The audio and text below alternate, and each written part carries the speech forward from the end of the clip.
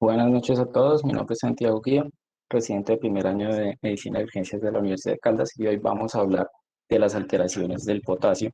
Es un tema pues, que hemos visto frecuentemente en los servicios de hospitalización y es un tema que vemos posiblemente en todas nuestras rotaciones y es de vital importancia. La idea es también hacer un abordaje posterior a la revisión con unos casos clínicos pues, para lograr como una integración de ese conocimiento y evaluar una retroalimentación. Eh, Como generalidad tenemos que el potasio es el principal cation intracelular y es el responsable de mantener el potencial de membrana. Son trastornos comunes en los servicios hospitalarios y tanto la como la hipercalemia pueden producir arritmias y la muerte. De ahí la importancia de identificarlos y tratarlos de manera adecuada. Brevemente vamos a hablar de la homeostasis del potasio. La idea es de pronto hacer un enfoque más práctico hacia las alteraciones, pero tener en cuenta que tenemos una ingesta de potasio de alrededor de 100 miliequivalentes. Esto pues va a ser, los requerimientos van de acuerdo al peso, pero se va a absorber vía intestinal y la excreción se va a dar cerca de 10 miliequivalentes por vía fecal y cerca de 90 miliequivalentes por vía urinaria. Lo que más quiero resaltar acá es la distribución del potasio. En el líquido extracelular tenemos solamente el 2% y en el intracelular el 98%, principalmente en el músculo. Y hay ciertas moléculas efectoras que nos van a ayudar o a entrar el potasio a la célula o a salir de la célula. Y estas son las en las que quiero hacer énfasis. Entonces, para que el potasio pase del espacio extracelular al intracelular, tenemos la acción de la insulina, una estimulación adrenérgica responsable de los receptores beta 2 o la alcalosis, y responsables de que el potasio salga de la célula, acidosis, hiperosmolaridad plasmática, como en los casos de cetoacidosis diabética, estimulación adrenérgica alfa y el ejercicio. También tener en cuenta digamos que, acciones que pueden tener o excretar, aumentar la excreción de potasio, como la aldosterona, los niveles de potasio sérico, porque el riñón pues va a regular la excreción de acuerdo a esto, el gasto urinario y los pacientes que puedan tener falla renal que van a tender a hacer una acumulación de potasio sérico. En cuanto a la homeostasis a nivel renal, pues quiero hacer únicamente énfasis en este canal ROMK, que lo que va a hacer es sacar el potasio hacia los túbulos para que se excrete por vía renal. Y este canal ROMK va a ser inhibido por el magnesio. Entonces, tener en cuenta esto porque en los casos de hipomagnesemia, pues no va a estar inhibido y va a causar una excreción o una depresión de potasio por vía renal. Entonces, vamos a empezar hablando de la hipocalemia. La definimos como un potasio sérico menor a 3,5 miliequivalentes por litro, tiene una prevalencia del 20% en los pacientes hospitalizados. La determinación de la prevalencia de incidencia de estos trastornos pues es variable porque generalmente son transitorios y pues no son, digamos que, buscados activamente, pero cerca del 20% de los pacientes hospitalizados, pero solo 4 a 5% llegan a ser clínicamente significativas en el caso de la hipocalemia. No significa que no debamos tratar la hipocalemia, pero pues 4 a 5% llegan a tener un impacto clínico importante en los pacientes y la idea es no llegar a esto. Hablar un poco de la farmacocinética del potasio, porque debemos tener en cuenta que los pacientes con hipocalemia suelen tener un gran déficit de potasio corporal total y tener en cuenta que la relación entre el potasio sérico y el déficit corporal total es exponencial, no lineal como usualmente pensamos. Acá tenemos una gráfica donde Sigal nos muestra que dependiendo de los niveles de potasio sérico, que son estos cuadritos, y acá está en el eje de la C el potasio corporal total.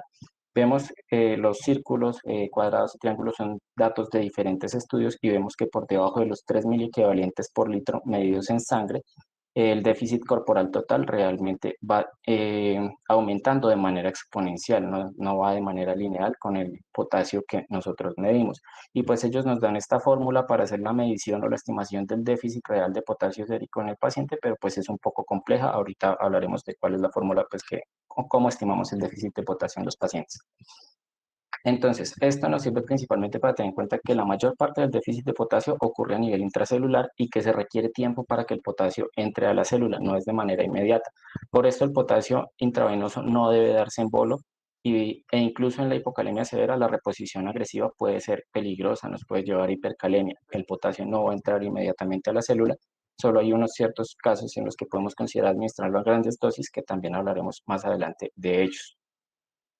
Dentro de las causas de hipocalemia tenemos la reducción de la ingesta en los casos de anorexia nerviosa, alcoholismo, particularmente porque estos pacientes asocian hipomagnesemia, es decir, que van a tener una excreción renal de potasio aumentada, Casos en los que el paso de potasio, que nos causen paso de potasio del espacio extracelular al intracelular, como la administración de insulina en los casos de cetoacidosis diabética. Los betagonistas, en este caso, incluye la epinefrina endógena que se puede secretar en casos de estrés fisiológico, hipotermia o alcalemia, causas extrarrenales como diarrea, vómito, succión de contenido gástrico e incluso la sudoración profusa, y causas renales como el uso de diuréticos, entre los cuales destaca furosemida, tiazidas, acetazolamida o manitol, o dosis altas de penicilina, particularmente la piperacilina tazobactam, el exceso de mineralocorticoides en síndrome de Cushing, hiperaldosteronismo primario o corticoides sistémicos y la acidosis tubular renal tipo 1 y tipo 2. En el diagnóstico de hipocalemia, generalmente o lo más frecuente es que podamos hacer el diagnóstico de la causa eh, con la historia clínica y los antecedentes del paciente. Eh, Primero vamos a hablar de la medición del potasio sérico. Entonces tenemos dos métodos por los cuales podemos determinar por espectrofotometría, que es el, digamos que el usual de tomar la muestra de sangre venosa y se lleva al laboratorio, o por potenciometría directa, que es la determinación que hace la máquina de gases arteriales. La espectrofotometría lo mide emitiendo un haz de luz monocromático y mide cuánta luz se absorbe, digamos que una medición indirecta de lo que estamos buscando, y la potenciometría directa funciona con imanes, pero pues los dos tienen limitaciones técnicas. Pero ¿cuál es la concordancia de estas dos mediciones? Acá vemos en el eje de las X la medición por espectrofotometría y en las Y la medición por potenciometría en los gases arteriales. Vemos que si bien hay una adecuada correlación en las mediciones entre los diferentes métodos, pues tenemos valores extremos. En los casos, por ejemplo, en este estudio que compararon la medición de potasio sérico y por gases arteriales en pacientes con cetoacidosis diabética, la variabilidad puede ser incluso mayor, llegando a ser de menos 1,39 a menos 0,86 en el grupo de los pacientes con la medición por gases arteriales, y en la población general pues puede haber una diferencia de 0,14 más o menos 0,5 miliequivalentes por litro. Entonces es importante tener en cuenta cuál es la forma de medición del potasio y que pues pueden, digamos que tener diferencias. Una ventaja de pronto de la potenciometría directa sería que la máquina de gases arteriales en ocasiones está disponible en la sala de reanimación y nos da un resultado más rápido que la espectrofotometría directa, pero tenemos que tener en cuenta esta diferencia en la correlación. Tener en cuenta que existe la pseudohipercalemia, que si bien es infrecuente, se puede presentar cuando hay un análisis tardío de la muestra, porque el potasio en plasma va a pasar a espacio intracelular ahí mientras la muestra espera ser analizada, y un conteo celular elevado, pues también porque a mayor número de células va a entrar más potasio del plasma. Los cambios electrocardiográficos que nosotros podemos ver en un paciente con hipocalemia van a ser un aplanamiento de la onda T, la inversión de la onda T, una onda U prominente, la depresión generalizada del segmento ST, la prolongación del intervalo QT y arritmias, entre las cuales destacan la torsión de puntas, fibrilación auricular, taquicardia ventricular y la fibrilación ventricular. Hay que tener en cuenta que estos cambios no se presentan como tal de manera secuencial, y también que no están relacionados directamente con un nivel de potasio. Es decir, no es que cuando el potasio está en 3 el paciente empieza a presentar la onda U prominente. No es una relación muy directa y esto hay que tenerlo en cuenta. Entonces acá vemos un ejemplo de un electrocardiograma en el cual vemos una depresión generalizada del segmento ST, la depresión la inversión, perdón, de la onda T y una onda U prominente. Y acá, esto es para contrastar y hacer énfasis en que estos cambios no son, digamos, progresivos. Vimos en el anterior que tenía una depresión del ST marcada, y vemos acá un ejemplo de un paciente, pues acá en el dedo largo, que no tiene una depresión tan marcada del ST y de repente arranca con una torsión de puntas. Entonces nosotros no podemos, digamos, que catalogar de acuerdo a severidad de estos cambios electrocardiográficos como una progresión, y que haya cambios electrocardiográficos asociados a una hipocalemia ya debe activar una bandera roja que nos debe instar a iniciar un tratamiento temprano. Respecto a las manifestaciones clínicas, en los casos de hipocalemia leve, que es de 3 a 3,5 miliequivalentes por litro, pueden ser asintomáticos, de 2,5 a 3 miliequivalentes es moderada y pueden presentar hilo intestinal, y menor a 2,5 miliequivalentes los pacientes pueden presentar mialgias, calambres, debilidad muscular ascendente que puede llegar a comprometer el diafragma, falla cardíaca aguda, rabdomiólisis o arritmias. Este es pues como un algoritmo en el caso de que no conozcamos la causa de la hipocalemia, no nos va a ser muy útil en, digamos que en el manejo agudo, pero tener en cuenta que vamos a medir el potasio urinario, la fracción excretada de potasio, y en caso de que sea menor a 9,3 vamos a pensar en pérdidas extrarrenales, diarrea o cambio extracelular. Si esta es mayor a 9,3 o el potasio urinario está mayor a 19 miliequivalentes, hay que ver si el paciente está hipertenso. Si es un paciente hipertenso con hipocalemia, vamos a pensar en el efecto excesivo de la aldosterona y medimos niveles de renina y aldosterona sérica. Si ambos están elevados, pensar en estenosis renal o un tumor secretante de renina. Si hay hiporreninemia e hiperaldosteronemia, hiperaldosteronismo primario o adenoma suprarrenal, y en el caso de que haya hiporreninemia e hipoaldosteronemia, síndrome de Cushing, deficiencia de 11-beta hidroxilasa o síndrome de Liddle. Si el paciente no está hipertenso, pasamos a ver el bicarbonato en los gases arteriales. Si el bicarbonato está bajo, podemos pensar en acidosis tubular renal tipo 1 o tipo 2, y si está normal o alto, vamos a sacar la razón de sodio y cloro urinario. Si es mayor a 1,6 o el cloro urinario es menor a 10 miliequivalentes, vamos a pensar en aniones no reabsorbibles, emesis o penicilinas. Y si es cercano a 1 o el cloro urinario es mayor a 20 miliequivalentes, pensar que la razón de la hipocalemia puedan ser diuréticos de asa o causas raras como el síndrome de Bartter, y diuréticos tiacídicos o causas raras como el síndrome de Gittelman. Para el abordaje inicial del paciente con hipocalemia, el primer paso va a ser evaluar otros electrolitos, y de estos quiero hacer énfasis en el magnesio. ¿Por qué? Porque el 50% de los pacientes con hipocalemia tienen hipomagnesemia asociada, por lo que había comentado de su inhibición del canal ROMK, que va a excretar potasio a nivel renal. El tratamiento de la hipomagnesemia puede ser necesario para resolver la hipocalemia, y tal vez una de las más importantes, que el manejo de la hipomagnesemia puede reducir el riesgo de torsión de puntas. El segundo paso va a ser evaluar los medicamentos: uso de diuréticos, betagonistas, esteroides, AINES, litio, topiramato, ácido valproico, antibióticos como altas dosis de penicilina, anfotericina, aminoglucósidos, antirretrovirales o foscarnet, y quimioterapéuticos como agentes basados en platino y fosfamida. El tercer paso va a ser evaluar la historia reciente del paciente. Si ha tenido diarrea, poliuria, sudoración profusa, vómito, o es un paciente en el que hemos realizado succión gástrica, y pues pensar en acidosis metabólica sin anión CAP, en acidosis tubular renal, y pues la alcalosis metabólica, perdón, no nos da mucha pista porque puede ser o la causa de la hipocalemia o una consecuencia de la hipocalemia. Posteriormente, con estos datos vamos a pasar a la estratificación del riesgo del paciente. Vamos a tener como factores de riesgo para complicaciones: uno, la hipocalemia severa, menor a 2,5 miliequivalentes por litro. Un paciente que tenga un riesgo de disminución progresiva del potasio, es decir, pacientes en los que, por ejemplo, estemos haciendo una infusión de insulina, que el potasio va a seguir entrando a la célula, como los pacientes con cetoacidosis diabética o síndrome de realimentación, que tengan cambios electrocardiográficos, particularmente un intervalo QT prolongado, o que tengan un riesgo incrementado de arritmia como uso concomitante de digoxina, cardiomiopatía isquémica, cicatrices cardíacas o hipomagnesemia concomitante. Para hacer la reposición de potasio, lo primero que tenemos que hacer es calcular el déficit. Tenemos que el potasio corporal total en los adultos es de 30 a 40 miliequivalentes por kilo. Esto varía según la literatura. Hay algunas fuentes que dicen 35 a 55 miliequivalentes. Yo usualmente tomo los 40 miliequivalentes para calcular el déficit. Y el déficit posteriormente, de acuerdo al valor de potasio sérico, lo calculamos como 3 a 3,5 mil equivalentes, un déficit del 10%; de 2,5 a 3 mil equivalentes, un déficit del 15%; de 2 a 2,5 mil equivalentes, déficit del 20%; y menor a 2 mil equivalentes, déficit de más del 20%. ¿Cómo vamos a reponer potasio en los pacientes? La vía oral sería la vía preferida en caso de que el paciente esté estable y no tenga pues contraindicación para la vía oral. ¿Por qué? Porque es más económica, es más fácil, no causa flebitis y es más segura. Hay menos riesgo de causarle una hipocalemia al paciente con la reposición oral de potasio. Tenemos presentaciones de cloruro de potasio que son 15 mililitros, equivalen a 20 mil equivalentes. Citrato de potasio que viene en concentración de 2 mil equivalentes por mililitro.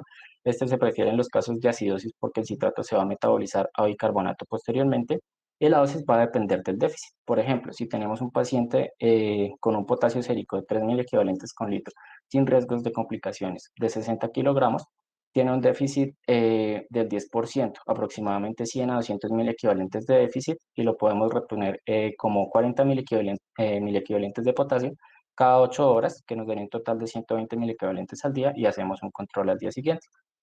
Pero en los pacientes oligúricos o con falla renal hay que hacer un seguimiento más estrecho del potasio porque pues, puede acumularse y derivar en una hipercalemia. En cuanto a la reposición de potasio por vía intravenosa, tenemos indicaciones, una, que en el paciente no tenga acceso enteral o que tenga, pues digamos, un acceso disfuncional. En los casos de shock que va a tener pues una absorción errática a nivel entérico. En los pacientes con hipocalemia severa con alto riesgo de complicaciones, que fueron los que mencionamos, o los pacientes que tengan shock e hipocalemia. La presentación del potasio intravenoso va a ser como cloruro de potasio o acetato de potasio. El acetato de potasio también se va a metabolizar posteriormente a bicarbonato, entonces se puede usar en los pacientes con acidosis. La velocidad de administración es algo muy debatido, pero en general por vía periférica podemos administrar potasio a una velocidad de 10 miliequivalentes hora máximo, y quiero ser enfático en el máximo porque no significa que es como la infusión estándar que vamos a aplicar en los pacientes. Si necesitamos una reposición rápida de potasio en un paciente en el cual no tenemos un acceso central, podemos llegar por vía periférica, incluso dos vías diferentes, a 10 miliequivalentes hora máximo, pero pues digamos de estándar para una reposición normal en un paciente hospitalizado no se deberían exceder los 4 miliequivalentes hora. Y por vía central también tenemos una tasa de administración máxima de 40 miliequivalentes hora.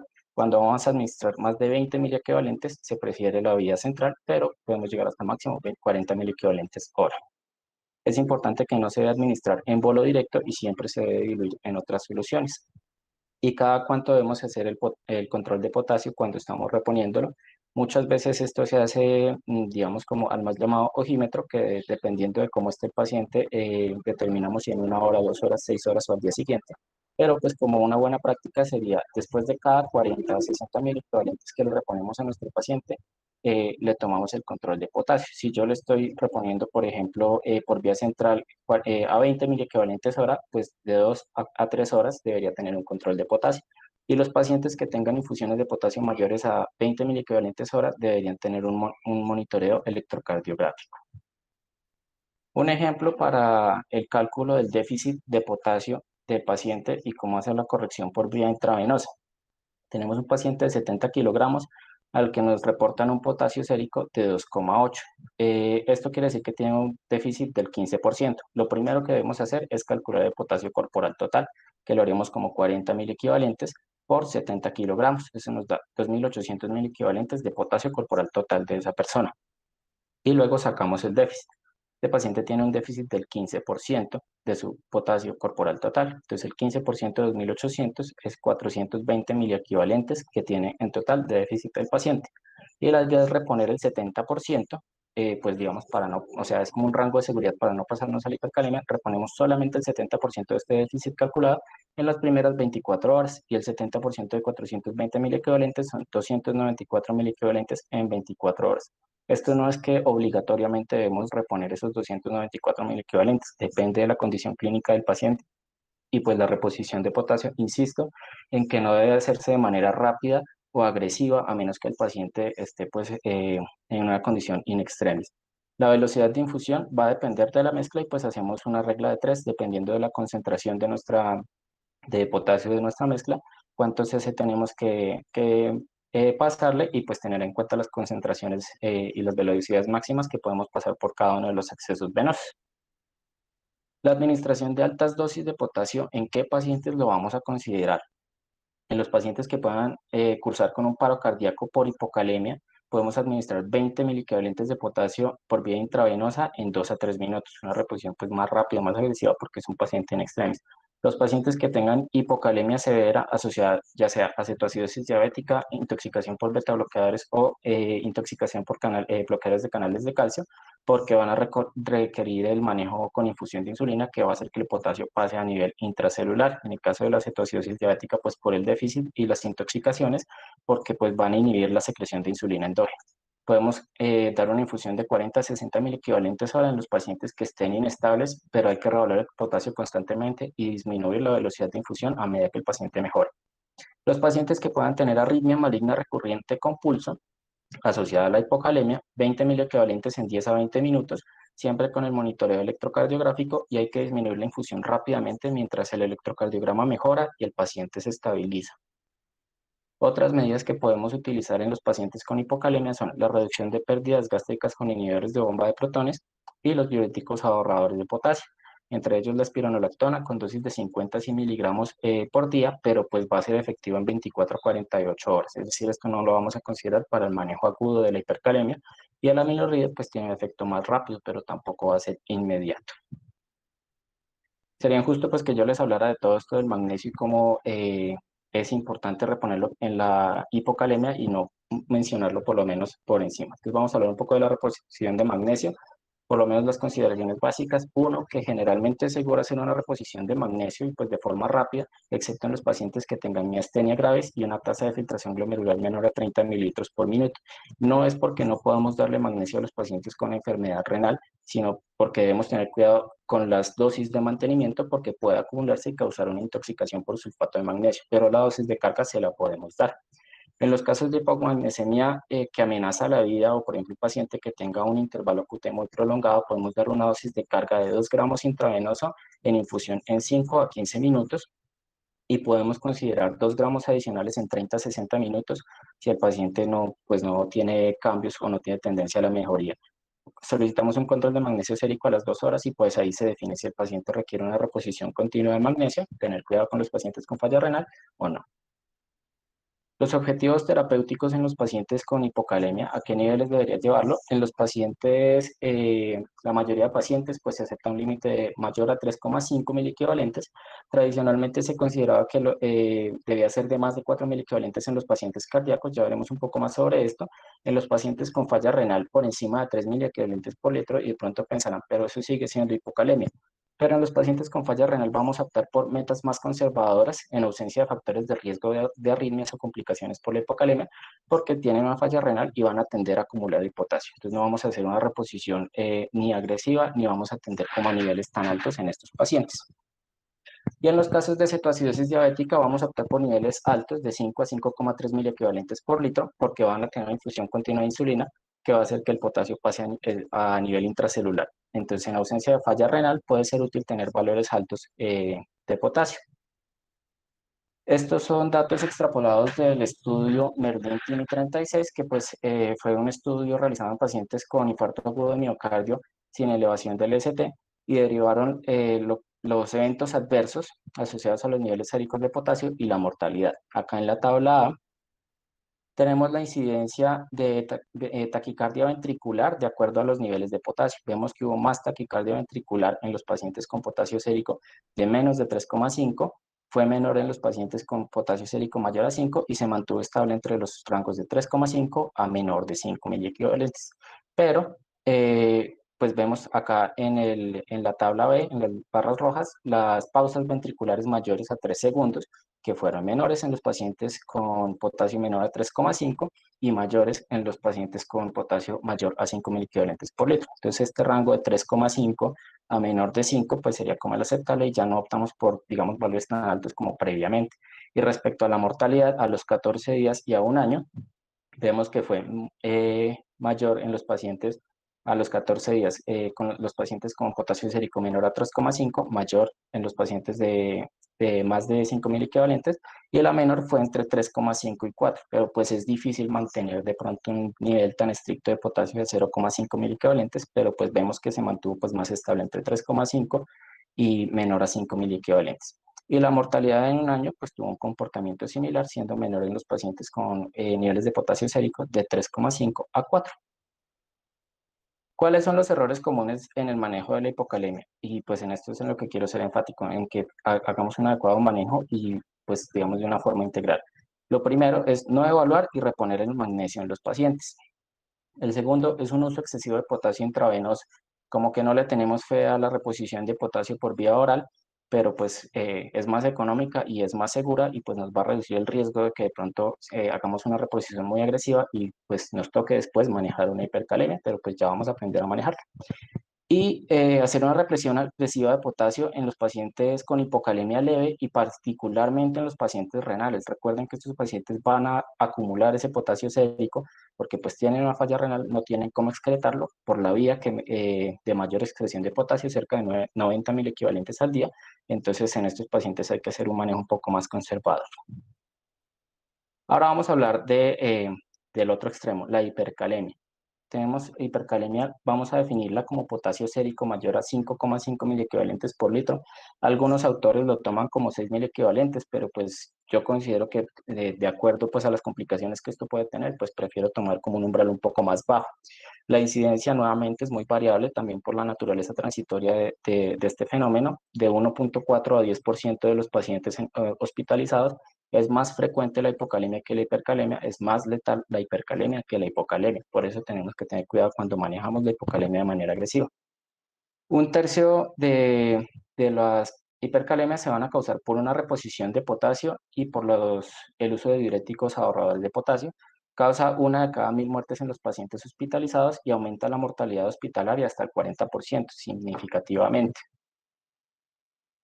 Las causas de hipercalemia, vemos que la caja más grande es iatrogénica. Suplementos de potasio, ARA y ECA, AINES, la medicación del paciente, diuréticos ahorradores de potasio, los hemoderivados porque pues hay potasio dentro de las células, el uso de digoxina y la succinilcolina por su efecto despolarizante puede incrementar el potasio sérico de 0,5 a 1 miliequivalente en los pacientes en los que se puede usar para la secuencia de inducción rápida. Esto es importante tener en cuenta en el manejo de la vía aérea.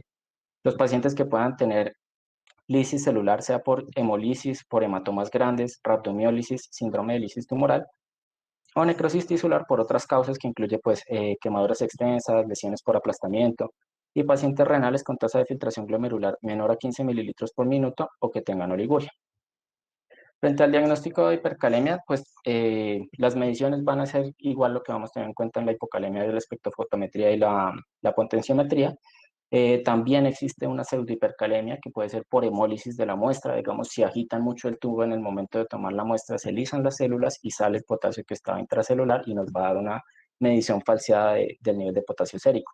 La policitemia severa, como plaquetas mayores a 1.000.000 o leucocitos mayores a 50.000 y la aplicación prolongada del torniquete. Las manifestaciones clínicas de hipercalemia pueden ser debilidad muscular, fasciculaciones, parestesias, hiporreflexia, debilidad ascendente, también puede comprometer el diafragma, bradicardia, taquicardia ventricular, fibrilación ventricular y arresto cardíaco. Los cambios electrocardiográficos en los pacientes con hipercalemia, es importante tener en cuenta que los cambios de libro no ocurren usualmente. Estos cambios de libro son los que voy a mencionar a continuación, pero hay otros cambios como la elevación del segmento ST y los bloqueos auriculoventriculares. Todo siempre lo vamos a interpretar de acuerdo al contexto del paciente. Los cambios de libro que usualmente podemos ver son las ondas T picudas, que son unas ondas T angostas, picudas, prominentes, un patrón similar a taquicardia ventricular, unas ondas T que son tan picudas que parecen, se asemejan a complejos QRS y los QRS se van a tender a ser más anchos, entonces nos puede dar un patrón similar a una taquicardia ventricular, pero la pista en este caso va a ser que tienen un ritmo más lento que los ritmos de taquicardia ventricular.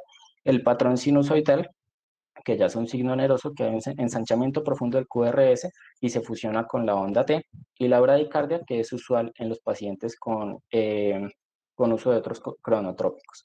Importante tener en cuenta que en los pacientes que ya tengan cambios similares a un patrón similar a taquicardia ventricular, patrón sinusoidal o bradicardia, que pensemos que está asociada a la hipercalemia, que tenga los factores de riesgo o que tengamos una medición por potenciometría que nos diga este paciente está hipercalémico, vamos a iniciar intervención con sales de calcio, incluso pues en ausencia de niveles de potasio sérico confirmados pues por el laboratorio ante la sospecha clínica, ¿sí? Y ahorita hablaremos más de los estabilizadores de membrana. Acá podemos ver un ejemplo de un electrocardiograma en el cual vemos los QRS anchos, vemos las ondas T que son bastante picudas que podrían llegar pues a confundirse con complejos QRS, y pues acá también por el mismo ensanchamiento pues hay algo similar como un patrón sinusoidal. Acá vemos en este caso que a pesar pues de que hay un QRS que es profundamente negativo y está ensanchado, también pues tenemos las ondas picudas y pues llama la atención que el paciente se encuentra bradicárdico, entonces podríamos pensar que esa bradicardia pudiera ser por la hipercalemia. Y finalmente el patrón sinusoidal, que es ya un ensanchamiento, digamos, pues grueso del QRS, de pronto se ve un poquito, o sea, esto usualmente no es como los que uno ve en los dibujitos que parece la función seno realmente, pero pues tenerlo en cuenta acá, hay una función del QRS con la onda T, y pues nos da este patrón, ¿listo? Entonces, pues ya es un cambio, digamos, de mal pronóstico, hay que intervenir rápidamente en este paciente, pero todos los pacientes con hipercalemia son considerados o deben ser manejados de manera urgente, y los pacientes que tengan hipercalemia en cambios electrocardiográficos es una emergencia, o sea, ese manejo no puede dar espera y tenemos que empezar a pensar cómo lo vamos a abordar desde el momento en que lo identificamos. En la investigación de hipercalemia vamos a tener en cuenta la revisión de los medicamentos y el contexto clínico del paciente, evaluar la lisis celular si está cursando con algún fenómeno de lisis celular, considerar insuficiencia adrenal y en los casos de causas no claras, pues medir los niveles de renina y aldosterona, pero no van a ser útiles en el manejo agudo, entonces en este caso pues no lo vamos a considerar. Posteriormente vamos a hacer la clasificación de la severidad y la estratificación del riesgo de los pacientes con hipercalemia.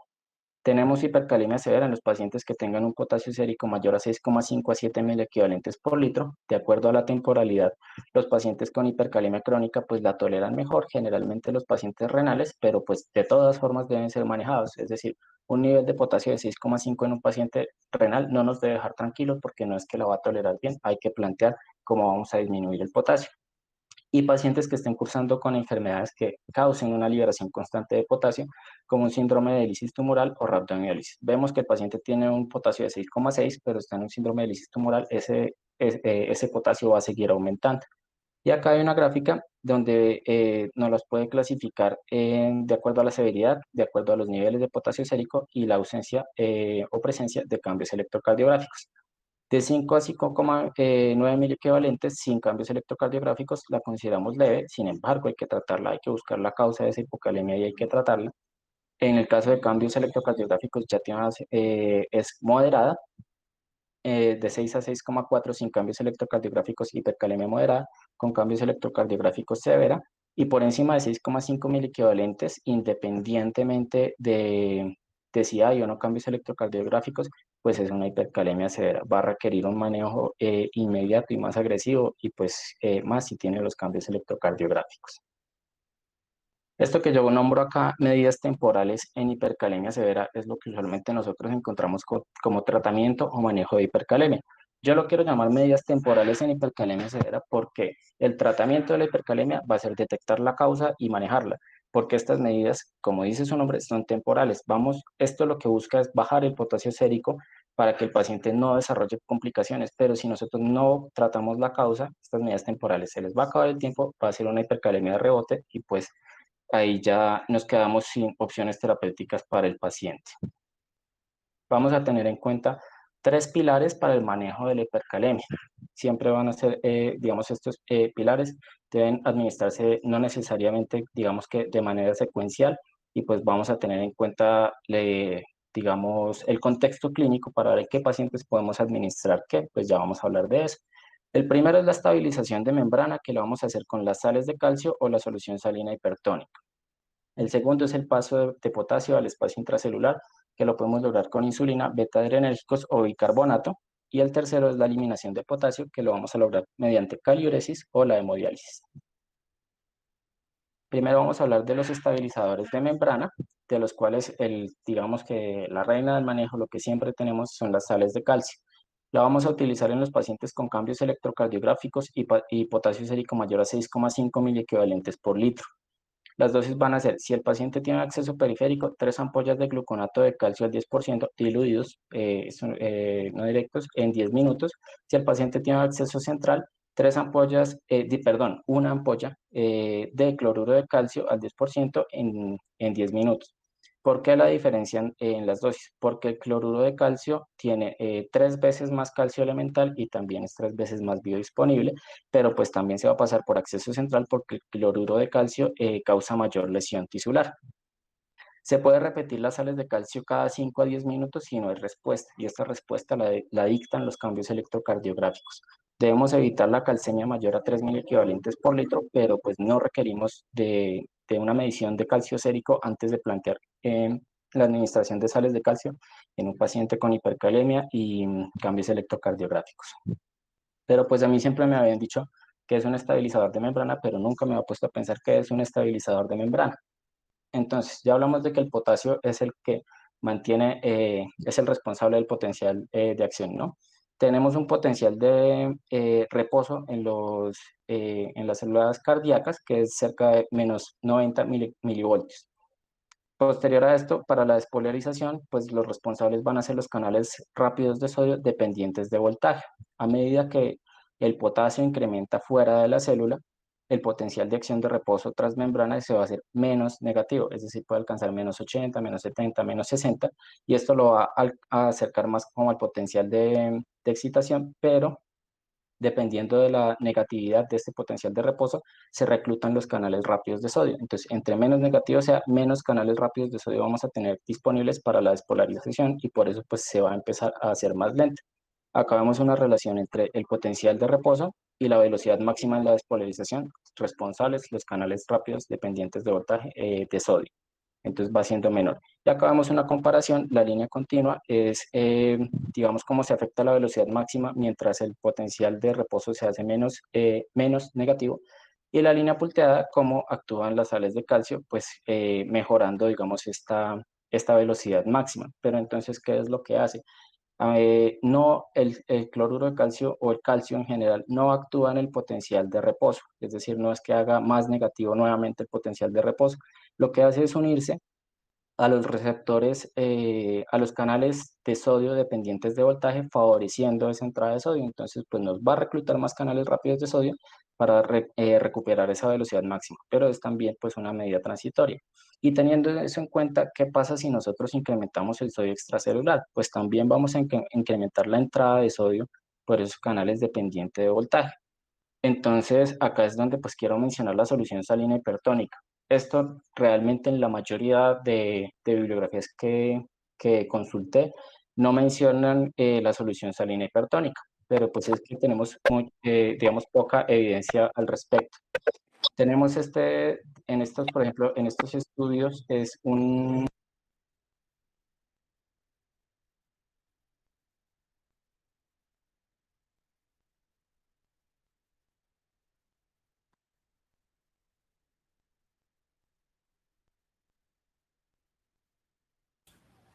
Santi, se te fue el audio, apagaste el micrófono.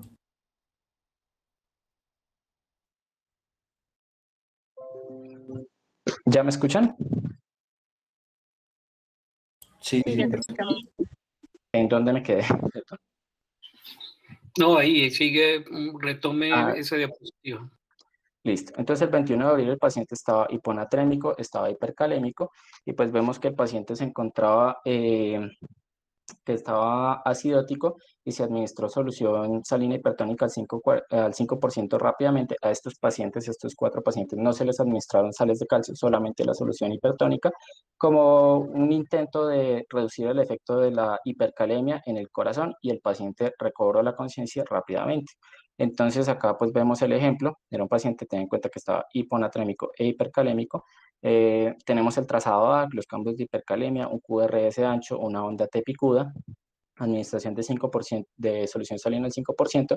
Después de 100 cc, pues ya vemos que hay un QRS más estrecho, la onda T picuda, y pues llegan a administrar hasta 250 cc de la solución con una normalización de los cambios electrocardiográficos.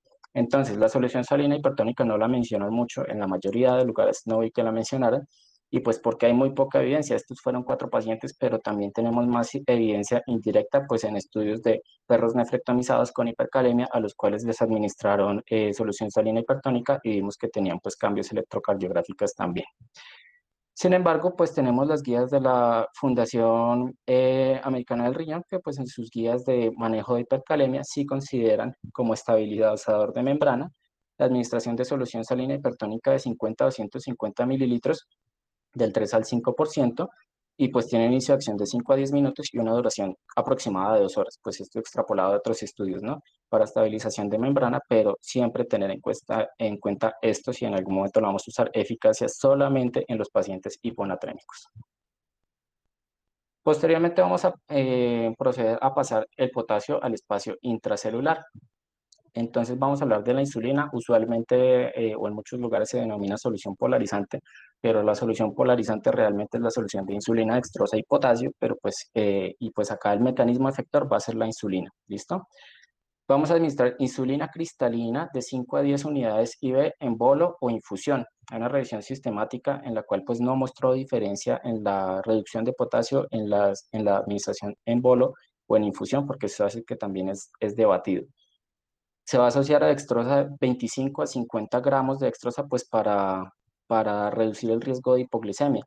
¿Cómo vamos a calcular estos 25 o 50 gramos de dextrosa? Si nos dicen que dextrosa al 10%, quiere decir que tiene 10 gramos por cada 100 cc. Si es dextrosa al 50%, son 50 gramos de dextrosa por cada 100 cc. Considere omitir la dextrosa si la glicemia es mayor a 250 miligramos de decilitro. Entonces, esto no es como una receta magistral de 5 unidades con 25 gramos o 10 unidades con 50 gramos, sino que va a depender en parte de la glicemia del paciente y también de algunos factores que pueden, digamos, incrementar el riesgo de hipoglicemia.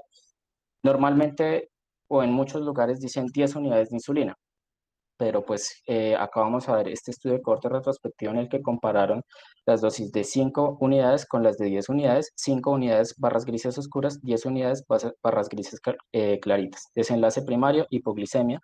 Vemos que 19% de los pacientes con las 5 unidades desarrollaban hipoglicemia comparado con un 26% de los pacientes con 10 unidades.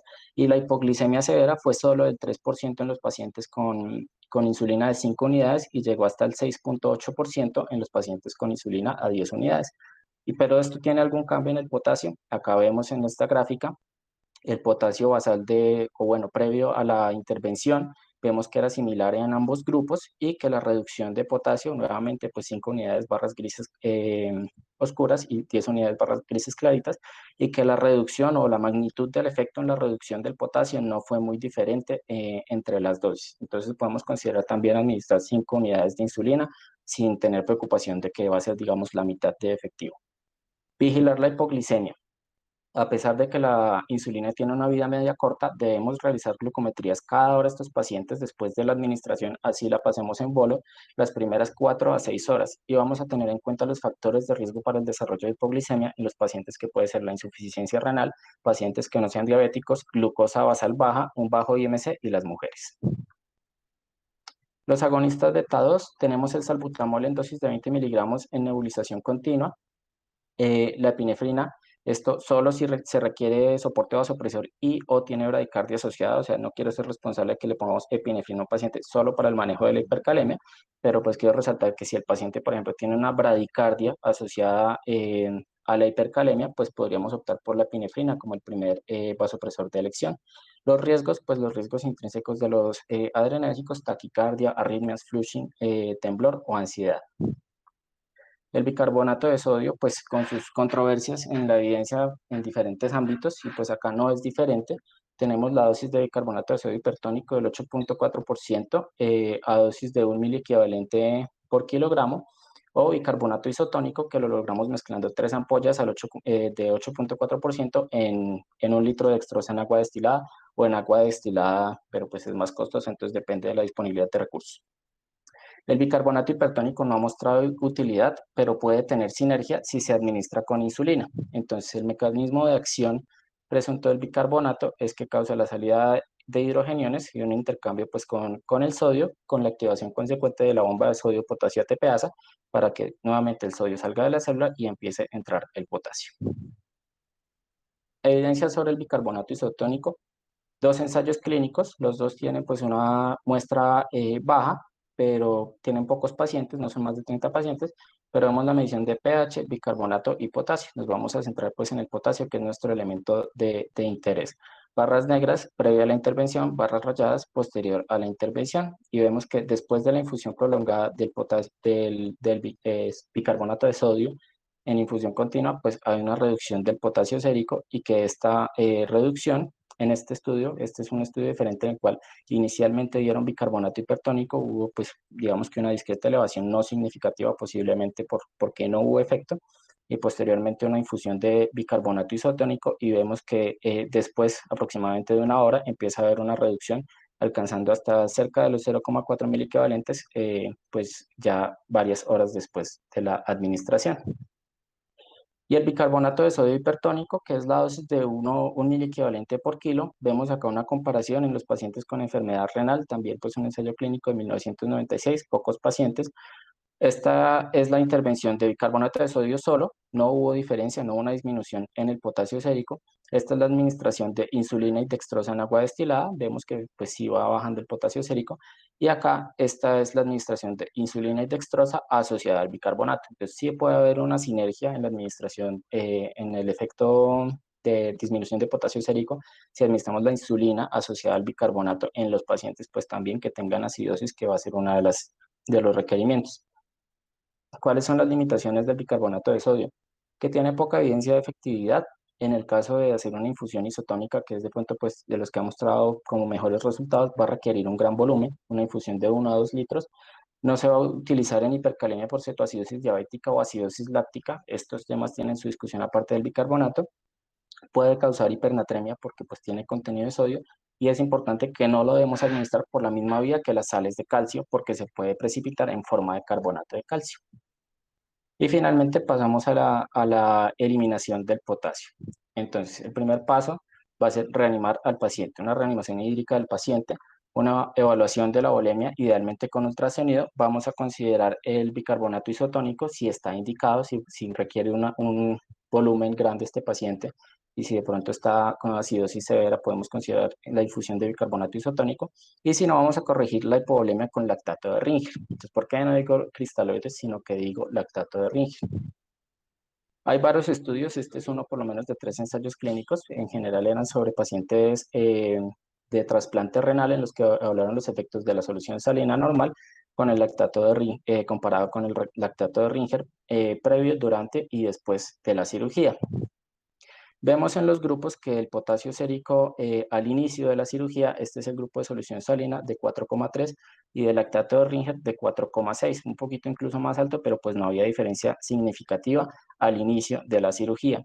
Y al final de la cirugía, el potasio sérico de los pacientes que recibieron solución salina intraoperatoria fue de 4,8, más o menos 0,7, mientras que en el grupo de lactato de Ringer fue de 4, más o menos 0,8, con una diferencia estadísticamente significativa. Y estos resultados pues fueron reproducidos en otros 2 ensayos clínicos también que consideraron los pacientes de trasplante renal. Y acá vemos en una gráfica la variación de potasio sérico durante intraoperatorio al final de la cirugía. Este es el grupo de lactato de Ringer, vemos que pues se mantiene relativamente estable, acá está el pico, y vemos que en el grupo de la solución salina pues tiene mayor variación, presentando pues mayores picos. El siguiente paso sería la caliuresis. Diuréticos que excreten potasio, furosemida, hidroclorotiazida, acetazolamida. La dosis va a ser ajustada de acuerdo a la severidad de la hipercalemia y el grado de falla renal, porque los pacientes con falla renal tienen una resistencia a los diuréticos. Algunos autores proponen que los pacientes que no tenían manejo con furosemida reciban una dosis de 1 miligramo por kilo, y los que tenían un manejo previo reciban una dosis de 1,5 miligramos por kilo. Si la hipercalemia amenaza la vida, opte por dosis elevadas. Es más fácil y es preferible corregir una hipovolemia a corregir una hipercalemia severa, ¿sí? Entonces, si el paciente tiene una hipercalemia severa, es preferible ponerle una dosis alta de diuréticos, luego le reponemos el gasto urinario con cristaloides a pues irnos bajitos con la dosis. Posteriormente vamos a determinar la respuesta. Si no hay diuresis, pues vamos a considerar llevar ese paciente a diálisis, porque por más medidas temporales que nosotros le demos, si el paciente no elimina el potasio, pues no va a corregir su causa. Si hay diuresis, vamos a reponer el volumen urinario con lactato de Ringer, vamos a vigilar y corregir los electrolitos según necesidad y pues evitar la hipovolemia. No podría hablar de hipercalemia sin hablar de las resinas de intercambio, aunque pues realmente no es como un tema que me apasione. Tenemos presentaciones con sodio o calcio, pues vemos acá resinas de intercambio generalmente usado, generalmente inútil desde 1970, pero no tenemos mucha evidencia al respecto. El mecanismo de acción presunto de estas resinas de intercambio es un aumento en la excreción intestinal de potasio, pero no hay evidencia fuerte sobre su efectividad y tiene una farmacocinética variable. No vamos a revisar pues los estudios al respecto, pero pues está esta revisión del 2012 que nos resume las indicaciones, entre las cuales pues prácticamente no habría ninguna, de las resinas de intercambio. En hipercalemia severa con cambios electrocardiográficos no tienen utilidad. En hipercalemia moderada sin cambios o con cambios mínimos en el electrocardiograma, hay que considerar que para inducir una gran pérdida de potasio por vía intestinal vamos a requerir un gran volumen fecal. Los laxantes difenólicos, que es la forma elegante de llamar al bisacodilo, pueden ser más efectivos, entonces pues puede ser una intervención también más económica. Y la adición de resinas de intercambio catárticos puede incrementar la excreción de potasio, pero pues no es así como una recomendación fuerte. Y en el caso de hipercalemia crónica a moderada, es decir, en el manejo ambulatorio, no hay evidencia de eficacia o seguridad a largo plazo y la adición de resinas de intercambio a los catárticos osmóticos parece no aumentar el beneficio. El ciclosilicato de sodio y circonio no está en Colombia, pero pues es como una resina de intercambio de nueva generación y pues ojalá algún día llegue acá. Este es un ensayo clínico fase 3 publicado en New England en el 2015. Punticos verdes, placebo, punticos amarillos, ciclosilicato a 5 gramos y punticos morados, 10 gramos. Vemos que pues los pacientes tenían un potasio basal aproximadamente de 5,3 y en el grupo que recibió 10 gramos de ciclosilicato, a las 4 horas, pues logramos una disminución de cerca de 0,3 miliequivalentes litro. No es una disminución muy significativa, pero en un paciente que se esté debatiendo entre terapia de reemplazo renal o no terapia de reemplazo renal, pues una disminución así sea leve del potasio puede ser benéfica. Entonces, ojalá algún día podamos contar con esta herramienta que es más útil que las resinas de intercambio que manejamos actualmente acá. Resumen de las medidas temporales en hipercalemia, pues acá la idea es resumir estas medidas, pues no voy a exponer la tabla. Esta es una tabla que pues vamos a dejar en el grupo de Instagram, pues la idea es dejar esta información en unos flashcards para que ustedes puedan guardar el post y pues tener esta información, digamos, resumida y acceder a ella de manera rápida en su práctica clínica. Pues acá tenemos un resumen de las 3 fases del tratamiento de la hipercalemia: estabilización de membrana, el paso intracelular, la eliminación de potasio. Cada uno de los tratamientos, formas de administración, siempre tener en cuenta el contexto clínico, la población de objetivo y los riesgos que pueden tener. Y pues incluso acá está pues más o menos el efecto estimado aproximado de la disminución del potasio sérico.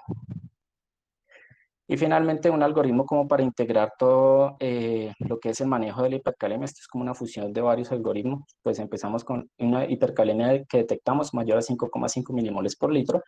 Lo primero que hacemos al detectar la hipercalemia es buscar cambios electrocardiográficos. Si el paciente no tiene cambios electrocardiográficos y no nos cuadra con el contexto, pensamos pseudohipercalemia. Si es así, monitorizamos, repetimos la medición de potasio sérico. Si no es así, vamos a pasar el potasio del espacio extracelular al intracelular con agonistas betados o insulina más dextrosa.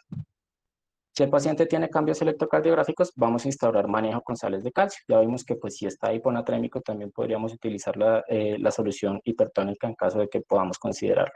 Asociado a esto también ya sabemos que las sales de calcio no bajan el potasio, solo van a estabilizar la membrana y asociamos pues beta 2, insulina, o si el paciente está acidótico con un pH 7.1 y pues tiene las indicaciones que vimos, podemos administrar un miliequivalente por litro.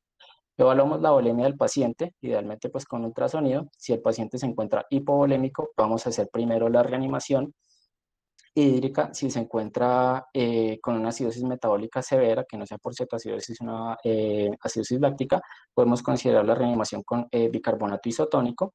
O si está el pH por encima de 7.1, administra el lactato de Ringer. No significa que no le podamos dar solución salina al paciente. Significa que si tenemos la opción, podemos darle lactato de Ringer, pero si no la hay, pues podemos administrar solución salina. Si el paciente está volémico o hipervolémico, vamos a intentar la caliuresis. Si logramos la caliuresis, vamos a evitar la hipovolemia, reposición del gasto urinario y monitorizar los electrolitos. Y de no ser así, pues vamos a llevar a este paciente a diálisis urgente.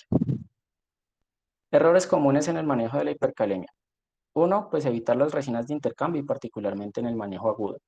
2, si vamos a infundir o hacer una reanimación hídrica del paciente y vamos a infundir grandes cantidades de líquido, pues vamos a preferir el lactato de Ringer si lo tenemos disponible. Y 3, utilizar el bicarbonato hipertónico sin insulina. El bicarbonato hipertónico, digamos, solo no tiene un efecto. Si lo asociamos a insulina puede tener efecto sinérgico y pues con las indicaciones que ya mencionamos. Son medidas temporales, vamos a tratar la causa. Si no la tratamos, va a ser una hipercalemia de rebote y pues ahí nos vamos a complicar. Y por último, que la insulina debe ser intravenosa, no subcutánea. Muchas veces hay un miedo como al manejo de la infusión de insulina y se cree que el riesgo de la administración de insulina IV puede superar el beneficio que le demos a nuestro paciente con el tratamiento de la hipercalemia y no es así. Tenemos que monitorizar al paciente y evitar que haga hipoglicemia, pero pues no le podemos negar este beneficio al paciente. Debemos utilizar la insulina intravenosa.